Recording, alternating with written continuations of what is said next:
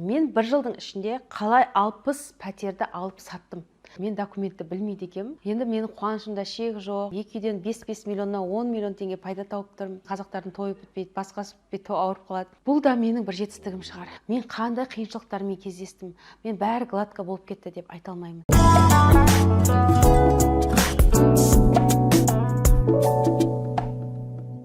Қайырлы күн достар, мен бүгін өзімнің каналымда сіздерді көргеніме өте қуаныштымын. Өткен шығарылымда мен өзімнің басымнан өткен, яғни ең алғашқы флиппингті бастағанда қандай қателіктерге ұрындым, ескі үйлерді қалайша мен әдемілеп бір айдың ішінде, жарты айдың ішінде пайда таптым, енді қаншалықты пайда таптым, қаншалықты маған бұл бизнес бастаған кезде қиындықтар әкелді, және ескі үйді жасап есім кетті ма жоқ па деп мен өткен жолы флиппинг туралы мен сіздерге өткен шығарылымдарда өте күшті сұхбат айттым. Осы сіздерге егер көрмесеңіздер, көріңіздер деп қазір мына жерге тастап кеттім. Қараңыздар, және де егер ұнап жатса, егер сіздер де осы үй алып сатып, осы кәсіппен айналысқыларыңыз келіп жатса, онда менің каналыма міндетті түрде тіркеліп алыңыздар. Мен сіздерге осы бизнестің қыр-сырлары туралы ашық айтып беретін боламын. Неден басымнан өтті, не жасау керек, не жасамау керек. Егер сіз осы бизнеспен айналысам деп шешсеңіз, онда менің құнды ақпараттарым сізге міндетті түрде қажет болады. Сондықтан міндетті түрде тіркеліп алыңыздар және осында колокольчикке қол қойып, колокольчикке басып, маған лайк басыңыздар, хорошо? Давайте мен бүгін сіздерге мынандай тақырыпты қозғағым келіп тұр. Мен бір жылдың ішінде қалай 60 пәтерді алып саттым. Қызық па? Қызық болса кеттік, неден бастағанымды айтып берейін. Сонымен мен ескі үйлерді жөндеп, есім кетті деп, мен тек қана енді жаңа үйлерді жөндеймін. Енді ескі үйлердің өзінде минусы бар, оны айттым сіздерге өткен шығарылымда.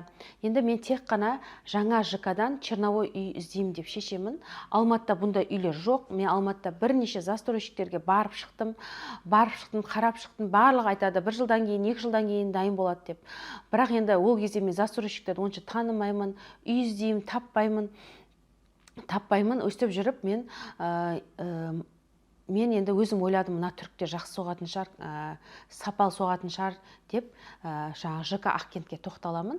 ЖК Ақкентке барып, как раз январь айы болатын. Январь айында мен 17 миллион 900 мыңның үйін 2 үйге ақша салып кетем. Бұл ЖК Ақкент болды, 47 квадрат, бағасы 17 миллион 900, маған айтты 80%-ын құй деді. Мен енді қолымда 30 миллион болды ғой. Сол 30 миллионды 15 миллионнан екінші этажда, үшінші этажда 2 үйге құйып кетемін. Қызық болды. Сөйтіп бір жыл бойы күтіп отырдым. Бір жыл бойы күтіп отырған жоқ, мен өзімнің де басқа да жұмыстарым болды.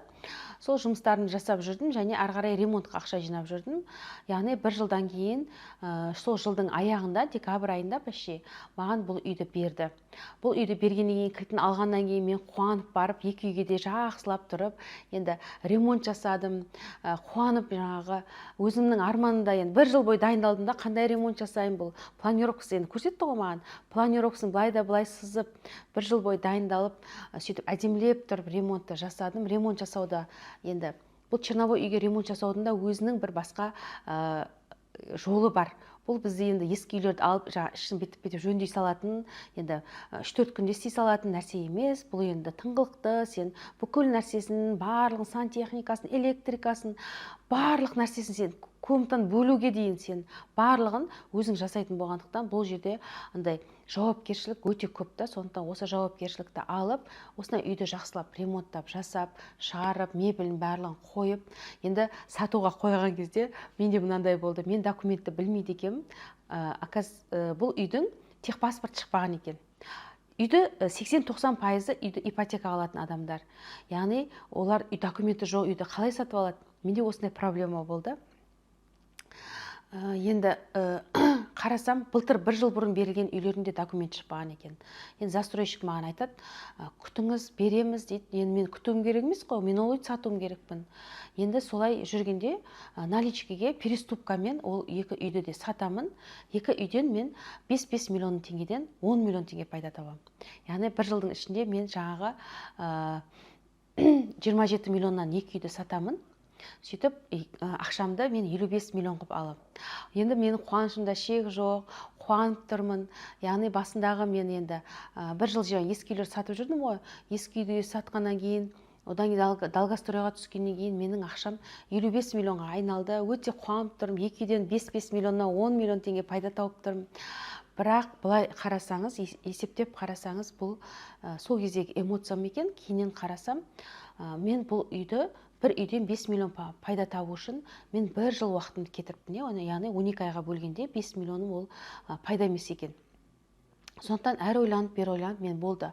Енді долгостройға ешқандай ақша салмаймын, күтпеймін 1 жыл. Тем более документ жоқ үйді алмаймын.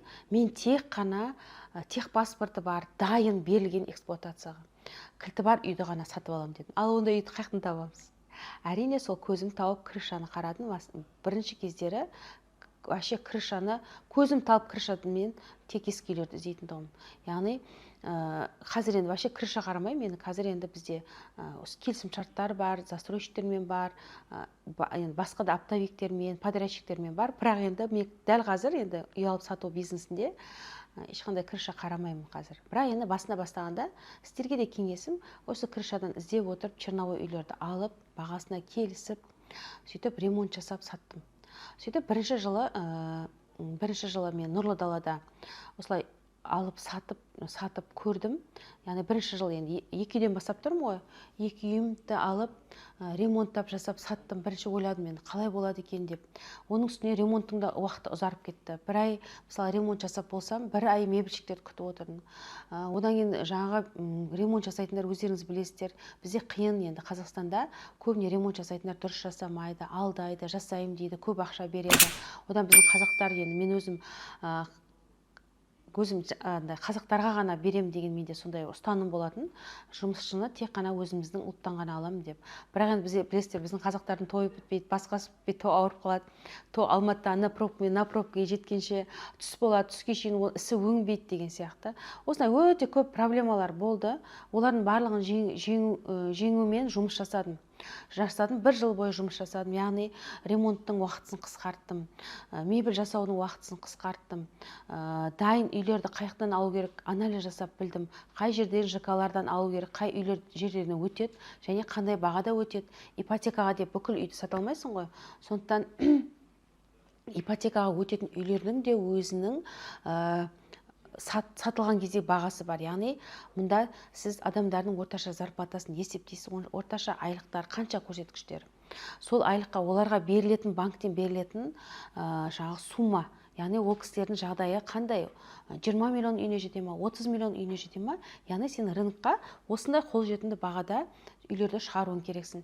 Және әрине әдемі ремонтпен ол тез өту керек. Сондықтан 1 жыл бойы мен осы жерде жұмыс жасадым. Бірінші жылы мен 1 жылда 32 пәтерді алып сатыппын. Қараңыздаршы, керемет, яғни 2 үйден бастағанмын.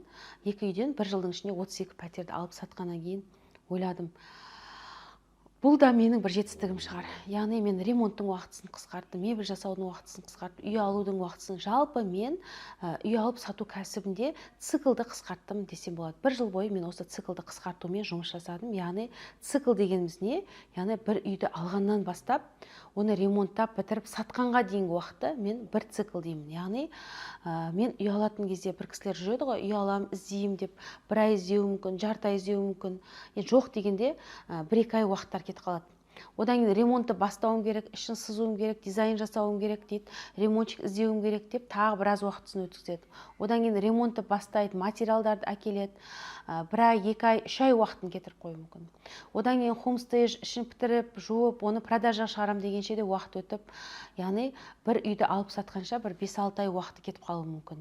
Мен қалай, мысалы 1 жылдың ішінде бірінші жылы 32 пәтер саттым. Мен осы циклды қысқарту арқылы осы нәрсеге жеттім. Осы нәрсеге жетіп, 32 пәтер шыққаннан кейін, 1 жылда сатылғаннан кейін, одан жақсы пайда тауып, осы ЖК Кристалда үйімді алдым. Бірақ келесі жылы айттым, мен 32 үй емес, одан да көп мақсат қойдым. Давай осыны 2-ге арттырайын дедім. 2024 жылы мен осы жаңағы жүйемді, өзімнің жүйемді қолданып 60 пәтерді алып саттым. Ойлаңыздар, 60 пәтерді алып сату үшін сіздер ойламаңыздар, 1 жылда 60 пәтер өте қалады деп. 1 жылда 60 пәтер сату үшін сен кемінде 4 пәтерді сатып алуың керексің. және 4 пәтерді сатуың керексің, яғни 12 айға бөлген кезде. Бұның да сезонность деген бар, өтетін кездері болады, тоқтап қалатын кездері болады үйлердің.